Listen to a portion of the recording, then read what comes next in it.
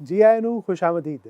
ਕਿਸਾਨ ਵੀਰੋ, ਪਸ਼ੂ ਪਾਲਣ ਨਾਲ ਜੁੜੇ ਤੁਹਾਡੇ ਸਵਾਲਾਂ ਦੇ ਹੱਲ ਲੱਭਣ ਦੀ ਫਿਰਾਕ ਵਿੱਚ ਲੱਗਿਆ ਪੀਟੀਸੀ ਨਿਊਜ਼ ਦਾ ਖਾਸ ਉਪਰਾਲਾ ਅਸੀਸ ਡੇਰੀ ਫਾਰਮ ਹੈਲਪਲਾਈਨ ਸੀਜ਼ਨ 3 ਲੈ ਹਾਜ਼ਰ ਹਾਂ ਮੈਂ।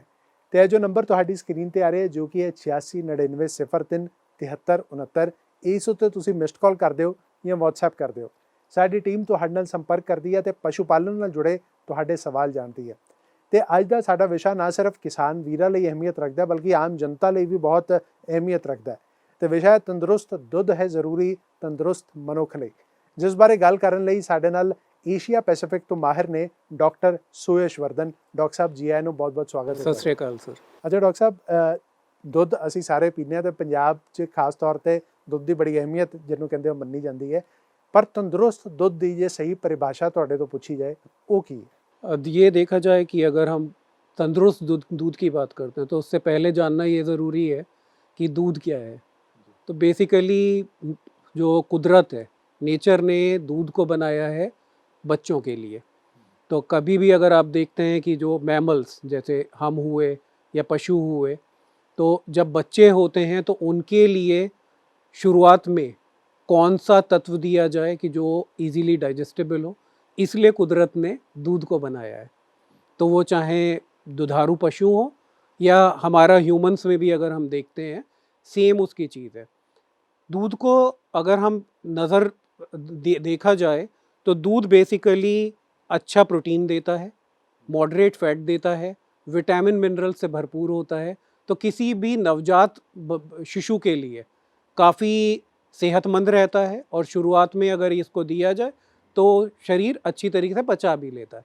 तभी अगर आप देखें कि जो अपने देश में गाय को जो माँ का दर्जा दिया हुआ है वो इसीलिए कि अगर माँ के ह्यूमन में अगर हम देखते हैं कि दूध नहीं निकलता है तो गाय का दूध भी दिया जा सकता है, या अब बेबी फूड्स आ गए हैं।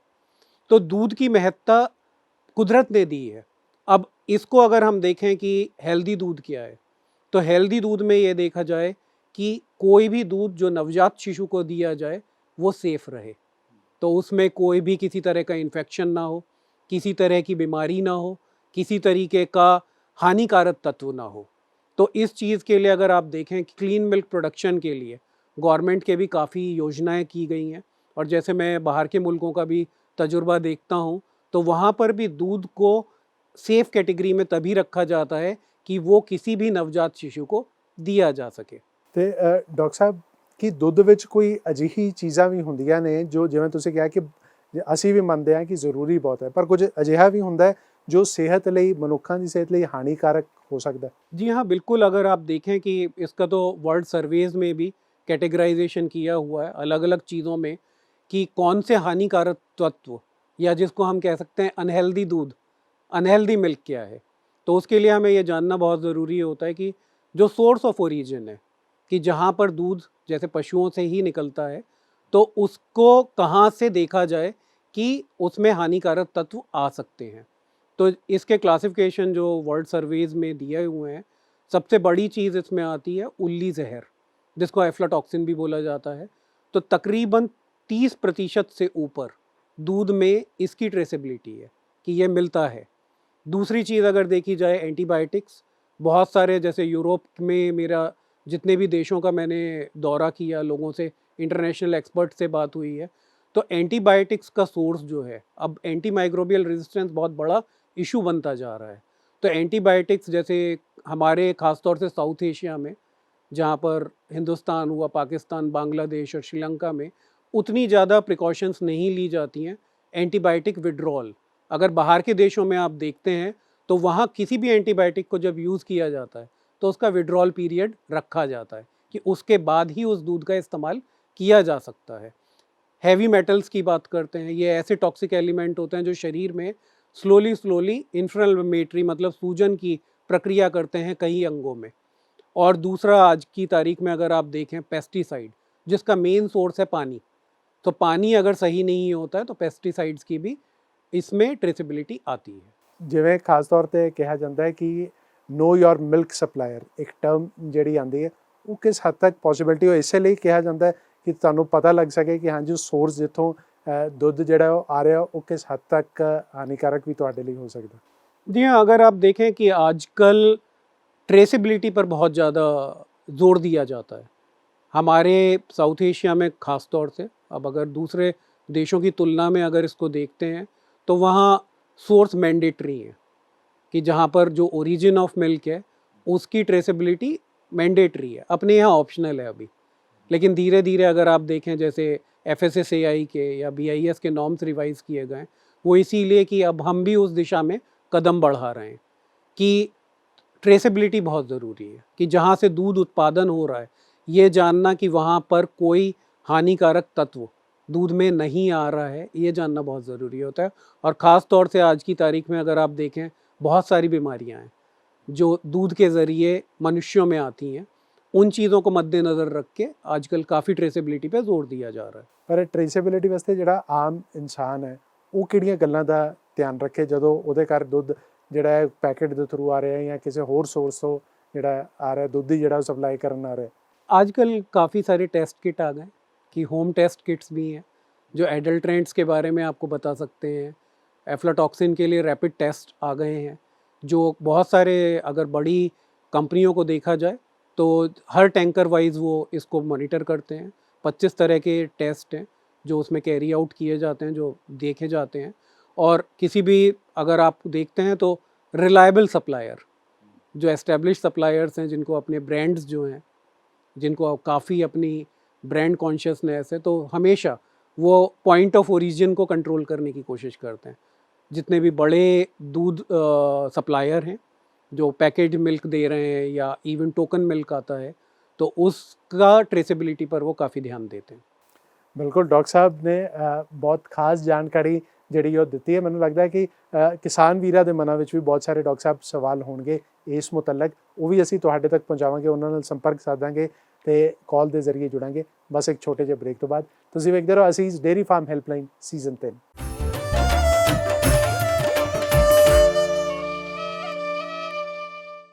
ਬ੍ਰੇਕ ਤੋਂ ਬਾਅਦ ਤੁਹਾਡਾ ਸਵਾਗਤ ਹੈ। ਤੁਸੀਂ ਵੇਖ ਰਹੇ ਹੋ ਅਸੀਸ ਡੇਅਰੀ ਫਾਰਮ ਹੈਲਪਲਾਈਨ ਸੀਜ਼ਨ 3 ਤੇ ਅੱਜ ਦਾ ਸਾਡਾ ਵਿਸ਼ਾ ਹੈ ਕਿ ਤੰਦਰੁਸਤ ਦੁੱਧ ਹੈ ਜ਼ਰੂਰੀ ਤੰਦਰੁਸਤ ਮਨੁੱਖ ਲਈ, ਤੇ ਇਸ ਬਾਰੇ ਗੱਲ ਕਰ ਰਹੇ ਨੇ ਸਾਡੇ ਨਾਲ ਮਾਹਿਰ ਏਸ਼ੀਆ ਪੈਸੀਫਿਕ ਤੋਂ ਡਾਕਟਰ ਸੁਯਸ਼ ਵਰਧਨ। ਡਾਕਟਰ ਸਾਹਿਬ, ਹੁਣ ਅਸੀਂ ਕਿਸਾਨ ਵੀਰਾਂ ਨਾਲ ਸੰਪਰਕ ਸਾਧਾਂਗੇ ਤੇ ਪਹਿਲੇ ਕਿਸਾਨ ਵੀਰ ਜਿਹੜੇ ਨੇ ਆਪਣੇ ਸਵਾਲ ਦੇ ਨਾਲ ਸਾਡੇ ਨਾਲ ਜੁੜ ਚੁੱਕੇ ਨੇ, ਉਹਨਾਂ ਦਾ ਸਵਾਲ ਕੀ ਹੈ ਉਹ ਜਾਣਦੇ ਹਾਂ। ਹਾਂਜੀ, ਕੀ ਨਾਂ ਜੀ ਤੁਹਾਡਾ, ਕਿੱਥੋਂ ਬੋਲ ਰਹੇ ਹੋ? ਮੈਂ ਜੀ ਬਲਜੀਤ ਸਿੰਘ ਸੰਧੂ ਡੇਅਰੀ ਫਾਰਮ ਜੀ ਬੈੜਵਾਲ ਤੋਂ ਬੋਲਦਾ, ਜ਼ਿਲ੍ਹਾ ਅੰਮ੍ਰਿਤਸਰ ਜੀ। ਹਾਂਜੀ, ਆਪਣਾ ਸਵਾਲ ਪੁੱਛੋ ਜੀ। ਡਾਕਟਰ ਸਾਹਿਬ ਅਲਫਾਟੌਕਸਿਨ ਦੀ ਗੱਲ ਕਰਦੇ ਸੀ, ਅਲਫਾਟੌਕਸਿਨ ਦਾ ਹੋਰ ਵੀ ਕੋਈ स्रोत है जी जितों आउंदा है? तो बहुत जैसे किसान वीर ने एफ्लाटॉक्सिन के बारे में बात की है, ये बहुत अच्छा प्रश्न है। अब अगर इसके बारे में देखा जाए कि एफ्लाटॉक्सिन का सोर्स कहाँ से आता है, तो बेसिकली एफ्लाटॉक्सिन को अगर हम कॉमन लैंग्वेज में कहें उल्ली जहर पंजाब में बोलते हैं। तो ये उल्ली जहर या एटी की जो समस्या है इसको हमें दो भागों में बांटना पड़ेगा। एक इसका फील्ड ओरिजिन की कहाँ से आता है, और दूसरा हम क्या क्या चीज़ें करते हैं जिससे ये और ज़्यादा बढ़ता है। तो अगर हम देखें कि क्रॉप कल्टीवेशन में जैसे जो उल्ली का बीज है वो सॉइल में रहता है और वो प्लांट पे पनपता है और प्लांट पर ग्रो करता है, तो वहाँ से एक ट्रेसेबिलिटी आती है। अब इसका ज़्यादातर रॉ मटेरियल जो पशु दाने में या पशु आहार में यूज़ किया जाता है, रॉ मटेरियल जिसमें आप मक्का बोल सकते हैं, कनक बोल सकते हैं, बार्ली हो गया, सॉर्गम हो गया, जितने भी सीरियल ग्रेन्स ज़्यादातर यूज़ किए जाते हैं उसमें इसकी ट्रेसेबिलिटी ज़्यादा आती है। ऑयल मील में अगर हम बात करते हैं, कॉटन और ग्राउंडनट मील जो है इसमें काफ़ी ज़्यादा रहता है। दूसरा राइस ब्रान जो है, राइस ब्रान भी काफ़ी ज़्यादा, चोकर जिसको हम बोलते हैं, वीट ब्रान या राइस ब्रान, इसमें भी इसकी ट्रेसेबिलिटी काफ़ी है। अब इसीलिए ही अगर आप देखें FSSAI जो है उसने रिवाइज़ करवाए हैं BIS के जो नॉर्म्स हैं, एफ्लाटॉक्सिन के पहले पशु दाने में जो इसके लेवल हुआ करते थे वो 50 ppb एफ्लाटॉक्सिन B1 का माना जाता था, उस मानक को कम करके 20 ppb कर दिया गया है। ये मनुष्यों की सेहत को और एनिमल की सेहत को मद्देनज़र रख के किया गया है, क्योंकि जो अब उल्ली एफ्लाटॉक्सिन का, जैसे मैंने आपको बताया, उल्ली जहर कहते हैं। जहर क्यों है ये थोड़ी थोड़ी क्वांटिटी में जब पशु के शरीर में जाता है तो पशु के स्वास्थ्य को तो ख़राब करता ही है, दूध में भी आता है और दूध के ज़रिए ये मनुष्यों को भी हार्म कर सकता है। तो इसलिए ये बहुत ज़रूरी है इसका देखना कि इसकी रोकथाम कैसे की जाए। स्टोरेज में आप इसको कंट्रोल कर सकते हैं। एफ्लाटॉक्सिन लगभग 350 डिग्री सेल्सियस को भी बर्दाश्त कर सकता है, तो आप हीट से इसको कंट्रोल नहीं कर सकते हैं। इसलिए ये बहुत ज़रूरी है कि हम जैसे जहाँ पर स्टोर कर रहे हैं, जितने भी रॉ मटेरियल्स आते हैं, जितने भी ट्रेडर्स के थ्रू फीड मिलर्स के पास आते हैं, फीड मिलर्स कहाँ रखते हैं, क्या स्क्रीनिंग करते हैं। तो आज की तारीख में फीड मिलर्स बहुत जागरूक हो गए इसके बारे में। तो इसीलिए एफ्लाटॉक्सिन कंट्रोल फीड जो है, अगर हम उसकी बात करते हैं कि एफ्लाटॉक्सिन कंट्रोल फीड बहुत ज़रूरी है, क्योंकि वो पशु के सेहत से डायरेक्टली रिलेटेड है। जो अपने दाने को यूज़ कर रहे हैं रॉ मटेरियल को, अब किसान को थोड़ा सा मैं यहाँ पर ज़रूर सचेत करना चाहूँगा कि आप जो भी मार्केट से रॉ मटेरियल लेते हैं, स्क्रीनिंग फैसिलिटी नहीं है आपके पास। तो अच्छे फीड मिलर्स इसकी स्क्रीनिंग करते हैं, तो स्क्रीनिंग करके वो केवल वही यूज़ करते हैं जो पास होता है क्वालिटी कंट्रोल में। तो उस क्वालिटी कंट्रोल को मेंटेन करना, अच्छी एफ्लाटॉक्सिन कंट्रोल फीड को अपने पशुओं को खिलाना बहुत ज़रूरी है, क्योंकि आपके पशु का स्वास्थ्य और उसकी रिप्रोडक्शन जो है, जिसे कहते हैं, वो दोनों इसके ऊपर निर्भर करता है। ਬਿਲਕੁਲ, ਜਿਵੇਂ ਅੱਜ ਦਾ ਰੱਖਿਆ ਜੋ ਖਾਸ ਧਿਆਨ ਹੈ ਉਹ ਕੱਲ ਦਾ ਜੋ ਭਾਰੀ ਨੁਕਸਾਨ ਹੈ ਉਸ ਤੋਂ ਕਿਸਾਨ ਵੀਰੋ ਤੁਹਾਨੂੰ ਬਚਾ ਸਕਦਾ ਹੈ। ਤੇ ਇਸ ਦੇ ਨਾਲ ਹੀ ਡਾਕਟਰ ਸਾਹਿਬ ਹੁਣ ਅਗਲੇ ਕਿਸਾਨ ਵੀਰ ਵੀ ਸਾਡੇ ਨਾਲ ਜੁੜ ਚੁੱਕੇ ਨੇ, ਉਹਨਾਂ ਦਾ ਸਵਾਲ ਕੀ ਹੈ ਉਹ ਜਾਣਦੇ ਹਾਂ। ਹਾਂਜੀ, ਕੀ ਨਾਂ ਹੈ ਜੀ ਤੁਹਾਡਾ, ਕਿੱਥੋਂ ਬੋਲ ਰਹੇ ਹੋ? ਸੰਦੀਪ ਸਿੰਘ ਹੈ ਜੀ, ਖੁੱਡੀਆਂ ਪਿੰਡ ਤੋਂ ਬੋਲ ਰਿਹਾ, ਜ਼ਿਲ੍ਹਾ ਸ਼੍ਰੀ ਮੁਕਤਸਰ ਸਾਹਿਬ ਜੀ। ਹਾਂਜੀ ਸੰਦੀਪ ਜੀ, ਆਪਣਾ ਸਵਾਲ ਪੁੱਛੋ। ਡਾਕਟਰ ਸਾਹਿਬ, ਜਿਸ ਤਰ੍ਹਾਂ ਤੁਸੀਂ ਦੁੱਧ ਵਿੱਚ ਟੀਕੇ ਐਂਟੀਬਾਇਓਟਿਕ ਦੀ ਗੱਲ ਕੀਤੀ ਹੈ, ਕੋਈ ਖਾਸ ਐਂਟੀਬਾਇਓਟਿਕ ਜੋ ਦੁੱਧ ਵਿੱਚ ਜ਼ਿਆਦਾ ਆਉਂਦੇ ਹਨ ਅਤੇ ਲੰਬੇ ਸਮੇਂ ਲਈ ਦੁੱਧ ਵਿੱਚ ਆਉਂਦੇ ਹਨ ਜੀ? बहुत अच्छा प्रश्न है, और ये अगर आप देखें विदेशों में तो बहुत बड़ी चीज़ है। ऐसा ही नहीं है कि अपने ही कंट्री में है, बट जागरूकता अब धीरे धीरे बढ़ रही है। एंटीबायोटिक्स का अगर हम देखें तो एंटीबायोटिक्स का पॉइंट ऑफ ओरिजिन क्या है?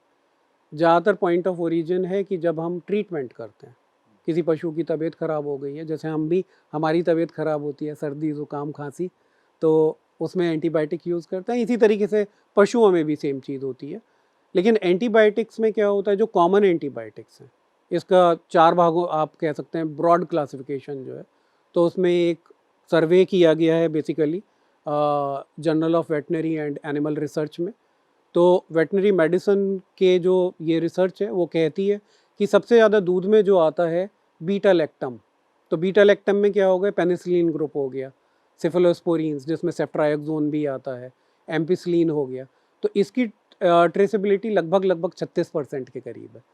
दूसरा आ जाता है इसमें टेट्रासाइक्लिन ग्रुप, जिसमें तकरीबन 14% तक की इस रिसर्च में जो बताया गया है, जिसमें आपका टेरामाइसिन आ गया। टेट्रासाइक्लिन ग्रुप में अलग अलग तरह के जो एंटीबायोटिक्स हैं वो इसमें आते हैं आपके। और तीसरा इसमें ग्रुप आता है फ्लोरोक्विनोलोन्स। अब इसमें आपका जितने भी एंटीबायोटिक्स हैं, ख़ास तौर से एनरोफ्लॉक्सासिन का बहुत यूज़ किया जाता है, लेकिन इसमें दूसरा सिप्रो ग्रुप आ जाता है, सिप्रोफ्लॉक्सासिन, लेवोफ्लॉक्सासिन, इसकी ट्रेसेबिलिटी काफ़ी होती है।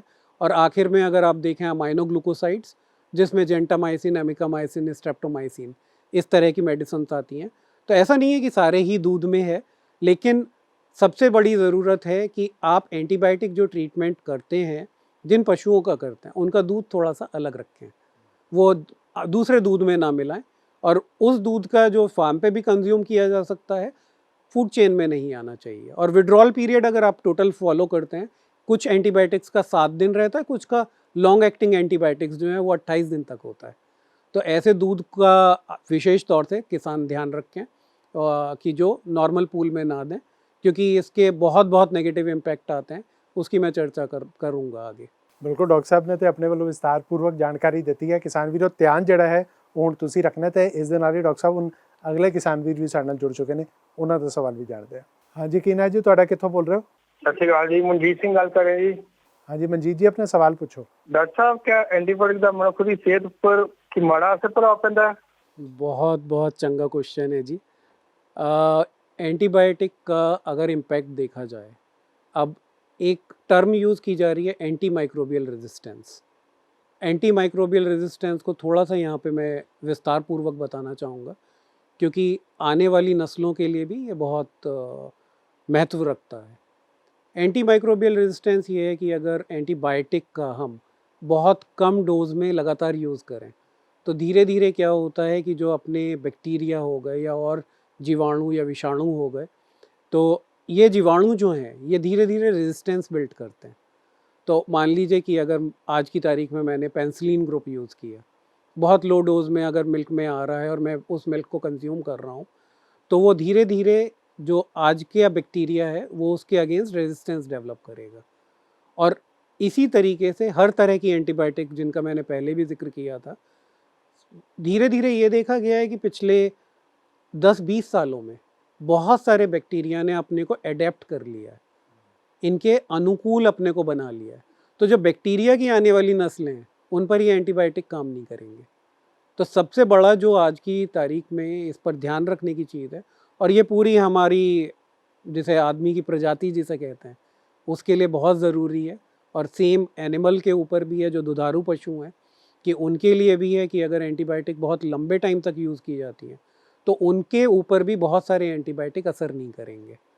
तो इस चीज़ का हमें ज़रूर ध्यान रखना चाहिए कि एंटीबायोटिक जो पिछले मैंने सवाल में जो किसान वीर ने मुझसे पूछा था कि हमें बहुत इस विड्रॉल पीरियड का ध्यान रखना है कि जिससे ये एंटीबायोटिक्स जो हैं इनका रेजिस्टेंस डेवलप ना हो, नहीं तो कुछ टाइम बाद बहुत सारा ग्रुप जो है एंटीबायोटिक का वो हो सकता है कि हम पर असर ना करे। Doctor Sahib law of nature ਵੀ ਹੈ ਕਿ ਅਤੀ ਜਿਹੜੀ ਹੁੰਦੀ ਹੈ ਉਹ ਹਰ ਚੀਜ਼ ਦੀ ਬੁਰੀ ਹੁੰਦੀ ਹੈ, ਤੇ ਇੱਥੇ ਜੇ ਅਤੀ ਕਰੋਗੇ ਤੇ ਫਿਰ ਨੁਕਸਾਨ ਸਾਨੂੰ ਆਪ ਹੀ ਸਹਿਣਾ ਪਏਗਾ। ਤੇ ਇੱਥੇ ਵੇਲੇ ਇੱਕ ਛੋਟੇ ਜਿਹੇ ਬ੍ਰੇਕ ਦਾ ਹੈ, ਤੇ ਬ੍ਰੇਕ ਤੋਂ ਬਾਅਦ ਜਿੱਥੇ ਅਸੀਂ ਇੱਕ ਅਗਾਂਹਵਧੂ ਪਸ਼ੂ ਪਾਲਕ ਨਾਲ ਮੁਲਾਕਾਤ ਕਰਾਂਗੇ ਉੱਥੇ ਅੱਜ ਦੇ ਵਿਸ਼ੇ ਮੁਤਲਕ ਜੋ ਮੁੱਖ ਪੁਆਇੰਟਸ ਨੇ ਉਸ ਉੱਤੇ ਵੀ ਮੁੜ ਤੋਂ ਝਾਤ ਪਾਵਾਂਗੇ। ਤੁਸੀਂ ਵੇਖਦੇ ਰਹੋ Asees dairy farm helpline season 3।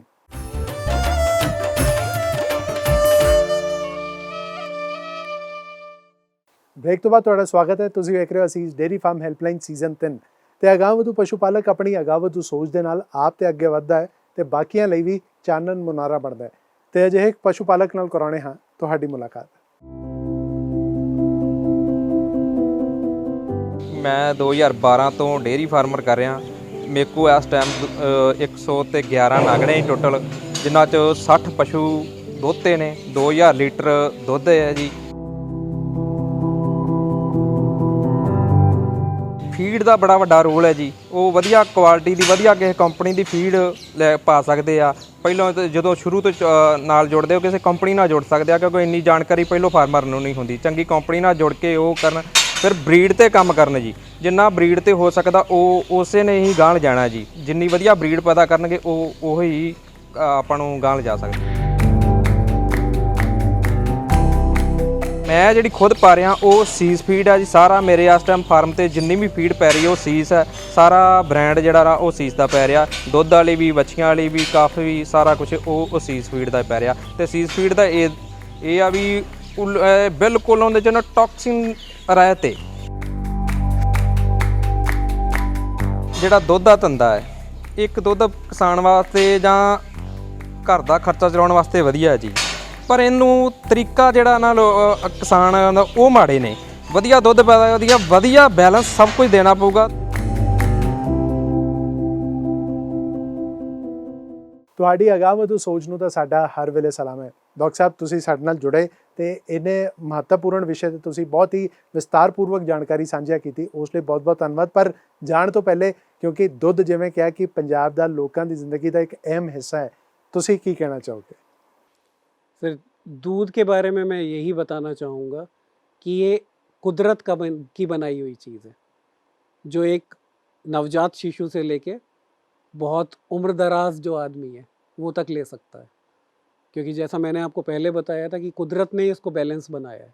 तो दूध की अगर हम जिसे कहना चाहिए कि दूध एक खाद्य पदार्थ या दूध के जो बाई प्रोडक्ट्स हैं वो इस तरह से डिज़ाइन किए होते हैं या इस तरह से इसकी इम्पोर्टेंस है कि वो हर वॉक ऑफ लाइफ, जिसको हम कह सकते हैं कि हर आदमी, हर पशु इसको ले सकता है। तो इसीलिए मैं यही कहना चाहूँगा कि दूध को सबसे पहले तो मेरा बहुत बड़ा सलाम है दूध उत्पादकों के लिए। दूसरा मैं कहना चाहूँगा कि आज की तारीख में हमारे जो फीड इंडस्ट्री है, जो पशु दाना प्रोवाइड कर रही है, जो इंडस्ट्री के लिए, वो भी बहुत जागरूक हुए हैं। उन्होंने अपनी सप्लाई चेन्स को बहुत अच्छी तरीके से मेंटेन किया है, और जो दूध प्रोक्योर कर रही हैं, जो बड़ी बड़ी एजेंसीज़ हैं, वो भी इन चीज़ों का बहुत ध्यान रखती हैं कि एक सेफ़ और क्लीन मिल्क कंज्यूमर तक पहुँचे। और आज की तारीख में मैं यही कहूँगा कि दूध जैसी कोई चीज़ नहीं है बाकी सारे खाद्य पदार्थों में, क्योंकि इस इंडस्ट्री से बहुत लंबे टाइम तक मैं जुड़ा हूँ और मैं खुद भी दूध का बहुत अच्छा कंज्यूमर हूँ, तो इसीलिए कहना चाहूँगा दूध बहुत बढ़िया डाइट है, सब लोगों को लेना चाहिए। और जितने भी लोग इससे जुड़े हुए हैं सब जागरूक हों, और इस पूरी इंडस्ट्री के लिए बहुत बहुत इम्पॉर्टेंट है कि इसको हम और अपने सहयोग से साथ मिलके और कितना ग्रो करें। ਬਿਲਕੁਲ ਡਾਕਟਰ ਸਾਹਿਬ, ਤੁਸੀਂ ਬਹੁਤ ਹੀ ਸਹੀ ਗੱਲ ਕਹੀ ਹੈ। ਤੇ ਜੋ ਅਸੀਸ ਹੈ ਉਹਨਾਂ ਦਾ ਵੀ ਇਹੀ ਕਹਿਣਾ ਹੈ ਕਿ ਬਿਹਤਰ ਦੁੱਧ ਬਿਹਤਰ ਸਵਾਸਥ ਸਾਲੋ ਸਾਲ। ਤੇ ਅੱਜ ਦਾ ਜੋ ਸਾਡਾ ਵਿਸ਼ਾ ਹੈ ਤੰਦਰੁਸਤ ਦੁੱਧ ਜ਼ਰੂਰੀ ਹੈ ਤੰਦਰੁਸਤ ਮਨੁੱਖ ਲਈ, ਉਸ ਨਾਲ ਜੁੜੇ ਜੋ ਮੁੱਖ ਪੁਆਇੰਟਸ ਨੇ ਉਸ ਉੱਤੇ ਵੀ ਮੁੜ ਤੋਂ ਇੱਕ ਵਾਰ ਝਾਤ ਪਾਉਂਦੇ ਹਾਂ।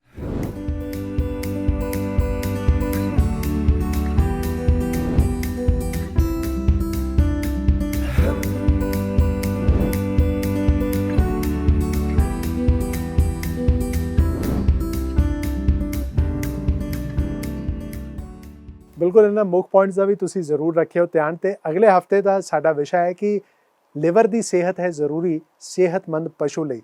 ਤੇ ਇਸ ਨਾਲ ਜੁੜੇ ਜੋ ਵੀ ਤੁਹਾਡੇ ਸਵਾਲ ਨੇ, ਇਹ ਜੋ ਨੰਬਰ ਤੁਹਾਡੀ ਸਕਰੀਨ ਤੇ ਆ ਰਿਹਾ ਹੈ ਜੋ ਕਿ ਹੈ 8699037369, ਇਸ ਉੱਤੇ ਮਿਸਡ ਕਾਲ ਕਰਨੀ ਜਾਂ WhatsApp ਕਰਨਾ ਨਾ ਭੁੱਲਿਓ। ਸਾਡੀ ਟੀਮ ਤੁਹਾਡੇ ਨਾਲ ਸੰਪਰਕ ਕਰੇਗੀ ਅਤੇ ਇਸ ਵਿਸ਼ੇ ਮੁਤਲਕ ਤੁਹਾਡੇ ਸਵਾਲ ਜਾਣੇਗੀ। ਆਪਣਾ ਤੇ ਆਪਣੇ ਪਸ਼ੂਆਂ ਦਾ ਚੰਗੀ ਤਰ੍ਹਾਂ ਧਿਆਨ ਰੱਖਿਓ। ਫਿਰ ਹੋਵੇਗੀ ਮੁਲਾਕਾਤ। ਰੱਬ ਰਾਖਾ।